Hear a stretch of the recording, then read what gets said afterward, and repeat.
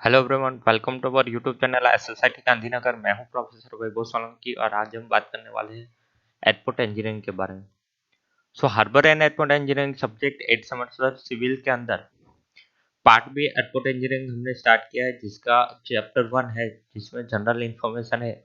उसके लेक्चर 1 में हमने हिस्ट्री ऑफ एविएशन, उसके डेवलपमेंट और इसके एयर ट्रांसपोर्टेशन के बारे में देखा था। आज इसके दूसरे लेक्चर में हम एयरपोर्ट क्लासिफिकेशन एंड एयरक्राफ्ट के कंपोनेंट क्या है इसके बारे में डिस्कस करने वाले हैं। So let's start the lecture number 2 of chapter 1। सबसे पहले जीटीयू सिलेबस में चैप्टर 1 है, जिसके अंदर जो इंक्लूडेड कंटेंट है, जिसके बारे में हमने प्रीवियस लेक्चर में भी आपको बता दिया था। तो सबसे पहले स्टार्ट करते हैं क्लासिफिकेशन के साथ कि कौन कौन सा क्लासिफिकेशन है। क्लासिफिकेशन ऑफ एयरपोर्ट यहाँ पे अवेलेबल है, जिस हिसाब से हम क्लासिफाई कर सकते हैं।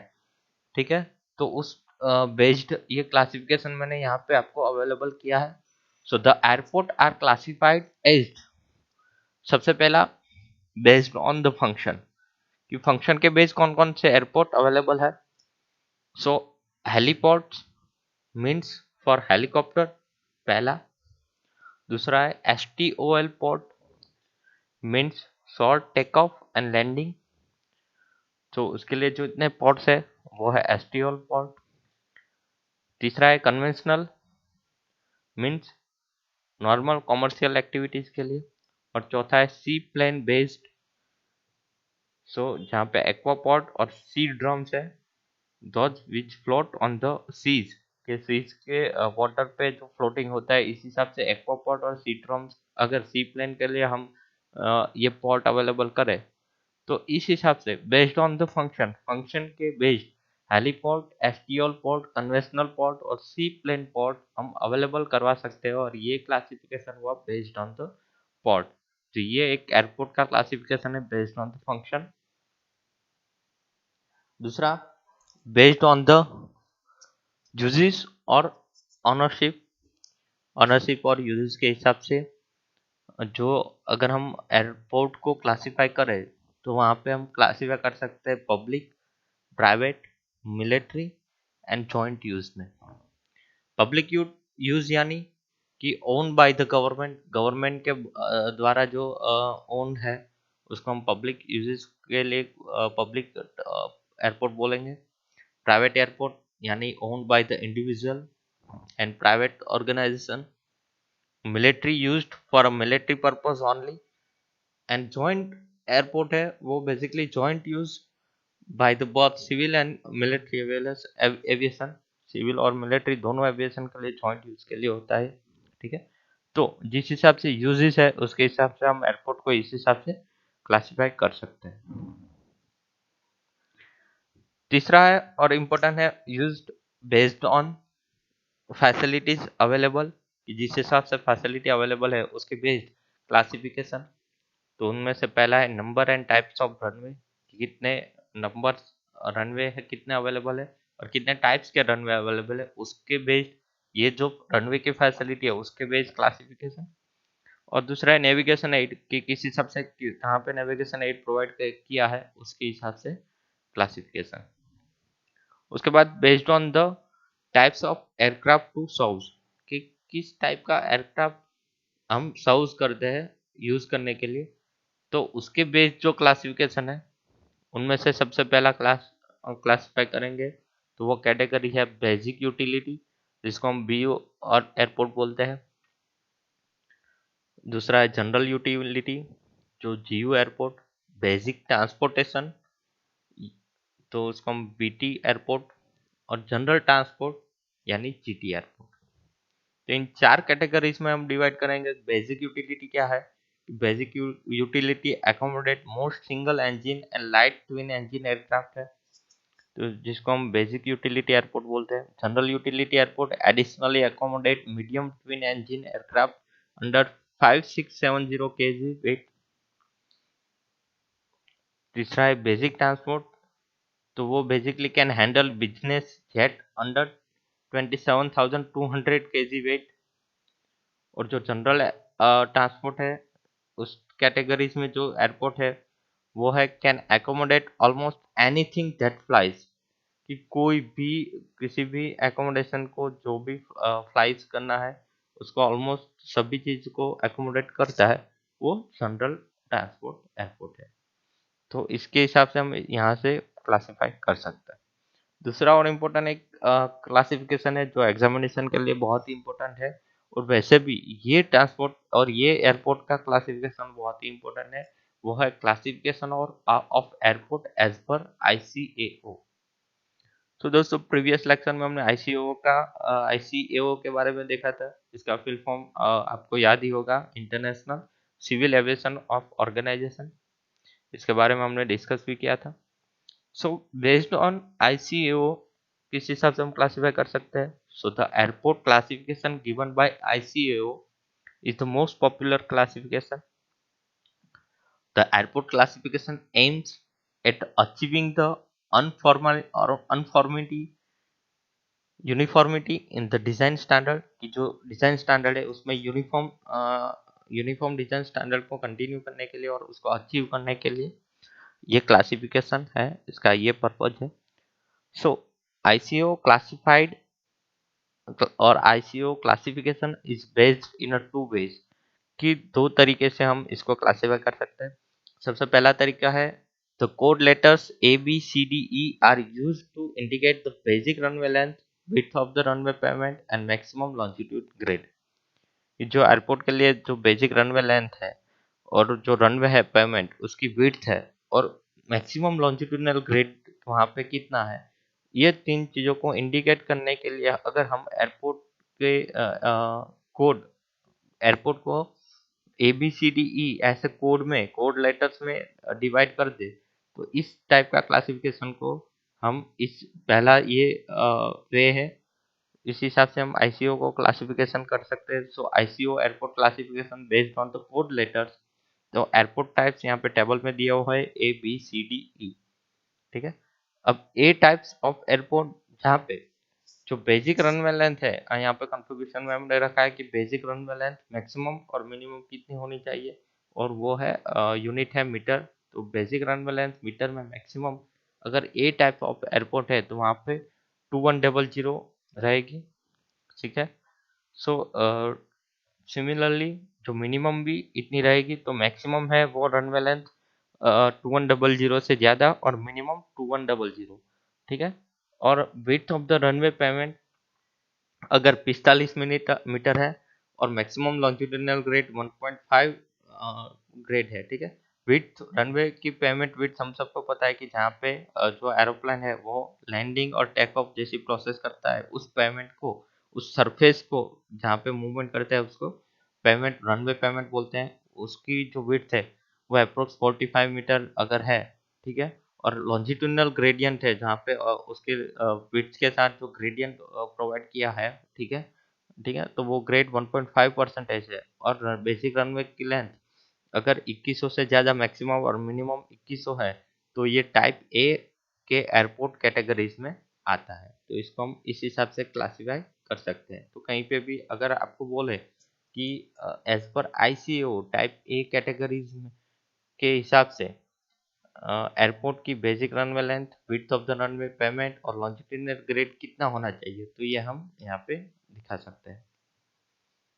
बी टाइप्स में जो मैक्सिमम रनवे लेंथ है वो 2099 और minimum 1500, width of the pavement 45 और maximum longitudinal grade 1.5।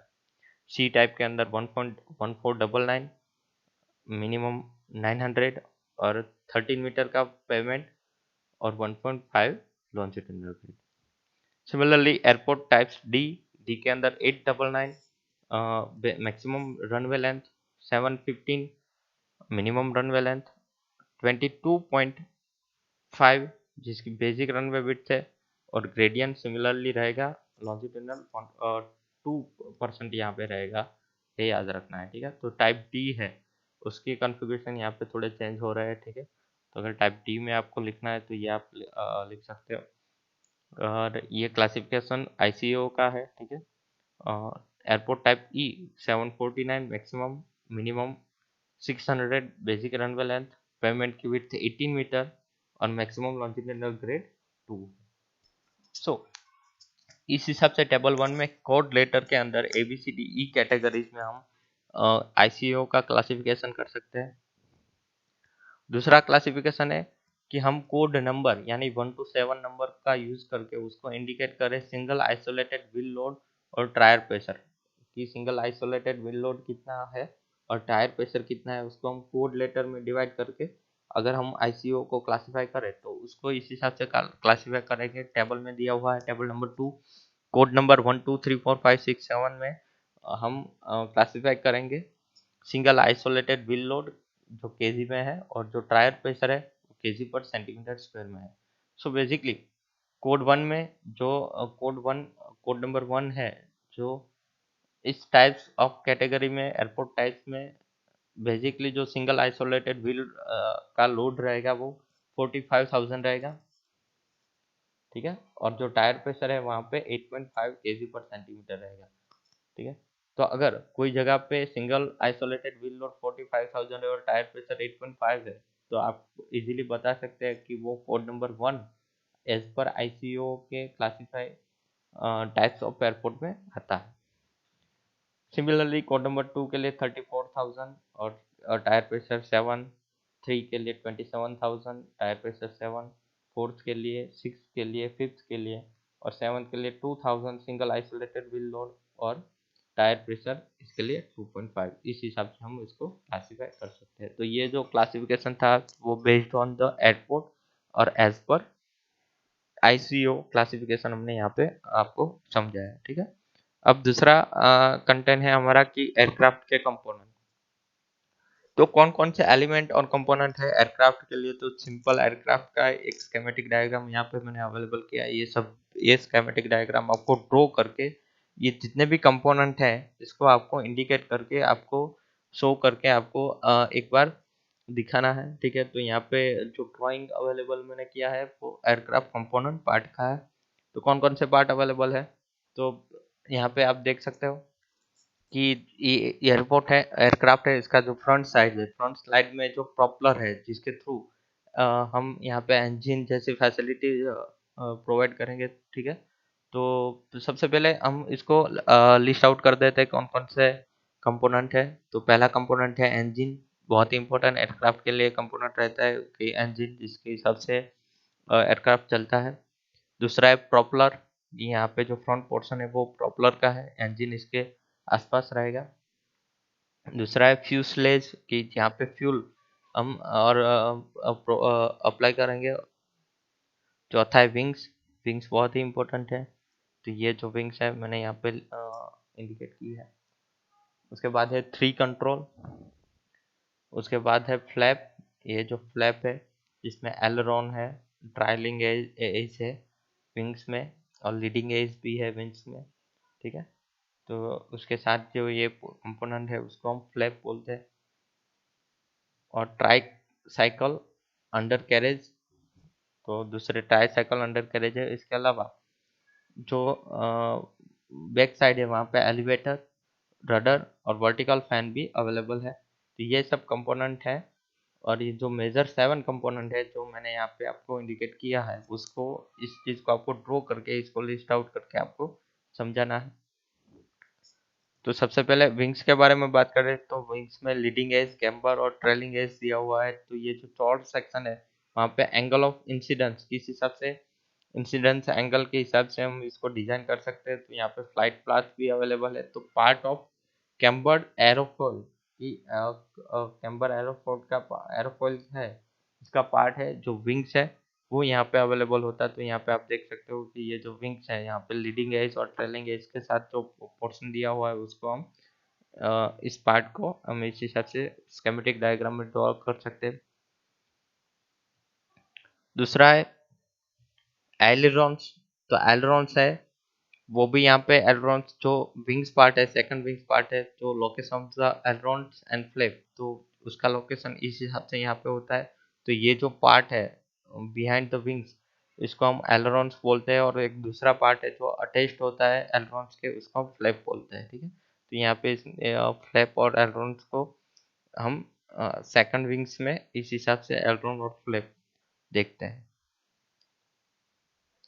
Three control device यानी कि जो पूरा एयरक्राफ्ट है वो 3 एक्सिस पे मूव करता है, जिसमें एक्स एक्सिस, वाई एक्सिस और जेड एक्सिस है। तो जब एयरक्राफ्ट मूव करेगा एक्स एक्सिस के डायरेक्शन में, ठीक है, तो वहाँ पे जो इस हिसाब से लेफ्ट और राइट मूवमेंट होगी इसको हम रोलिंग बोलते हैं। जेड एक्सिस में जो अप डाउन मूवमेंट होगी इसको हम योविंग बोलते हैं। और वाई एक्सिस में जो लेफ्ट और राइट मूवमेंट होगी उसको हम पिचिंग बोलते हैं। तो ये रोलिंग, पिचिंग और योविंग ये 3 डायरेक्शनल मूवमेंट है, ठीक है, जिसके हिसाब से एयरक्राफ्ट मूव करता है। तो यहाँ पे जो मैंने एलरॉन दिखाया वो विंग्स वाला, और दूसरी तरफ फ्लैप है, और यहाँ पे वर्टिकल रडर, स्टेबलाइजर और एलिवेटर फ्लैप भी अवेलेबल है। तो ये 3 एक्सिस मूवमेंट एक्स, वाई और जेड में जो 3 कंट्रोल जिसको बोलते हैं, तो ये भी इंपॉर्टेंट कंपोनेंट है। Tricycle under carriage, tricycle under carriage wheel के लिए है। तो जो व्हील का अरेंजमेंट होता है, तो व्हील अरेंजमेंट बहुत ही इंपॉर्टेंट है। तो जहाँ पे जब हम लैंडिंग करते हैं या तो टेक ऑफ करते हैं, इसके लिए व्हील बहुत ही इंपॉर्टेंट है। तो व्हील यहाँ पे डिफरेंट कैटेगरीज में डिवाइडेड है। तो जहाँ पे मेन गियर्स में 2 व्हील्स, और जिसको हम सिंगल व्हील असेंबली बोलते हैं, और टाइल व्हील्स उसके बिहाइंड में। और similarly main gears 2 wheel single wheel assembly में, और नोज व्हील है वो बैक साइड में, और टेल व्हील और नोज व्हील का इस डायरेक्शन में हम इंडिकेट कर सकते हैं। मेन गियर है तो उसको हम ड्यूल व्हील असेंबली में इंडिकेट करेंगे। तो ये जो नोज व्हील है, और यहाँ पे जिस हिसाब से सिंगल व्हील असेंबली है इस हिसाब से ड्यूल व्हील असेंबली हो सकता है। दूसरा है ट्विन टेंडम गियर। तो ट्विन टेंडम गियर भी tricycle under carries wheel arrangement में अवेलेबल कर सकते हैं। फिर टू ट्विन और टू ट्विन गियर्स दोनों तरफ, और बीच में जो विंग्स व्हील है उसको अवेलेबल, 2 व्हील्स को अवेलेबल कर सकते हैं। तो इस हिसाब से भी व्हील अरेंजमेंट हम कर सकते हैं।